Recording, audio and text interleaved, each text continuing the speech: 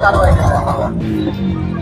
मुळात हे सायलेन्सर अवैधरित्या बसवलेले आहेत. मूळचे कंपनीचे सायलेन्सर काढून आवाज करणारे, फटाका वाजणारे सायलेन्सर बसवले आलेले आहेत. आणि या सायलेन्सरमुळे जनतेच्या अनेक तक्रारी आहेत की जे असे सायलेन्सरचे आम्हाला रात्री बेरात्री त्रास होतो, दिवसा पण आवाज करत मुलं हिंडतात. असे सायलेन्सर बऱ्यापैकी बहुतांश वाहनाला बसवलेले आहेत. हे सायलेन्सर वर आम्ही आता सध्या कारवाई करत आहोत. यापूर्वी पण बऱ्याच वेळा कारवाई केली. परवा 2 दिवसापूर्वी मोहीम केलेली आणि आता सध्या जिल्हाभरात कारवाई चालू आहे.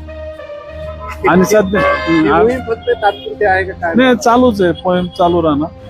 2 दिवसापूर्वी बी केलेली चालूच राहणार. त्या जसं काम चालू राहील तसं चालू राहील. सर्वांना आवाहन करण्यात येत आहे की सायलेन्सर, मॉडिफाईड सायलेन्सर बसू नका, मॉडिफाईड नंबर प्लेट बसू नका, डुप्लिकेट नंबर प्लेट बसू नका, जेणेकरून कारवाईला सामोरं जावं लागेल. सर, ही कारवाईचं स्वरूप कसं आहे?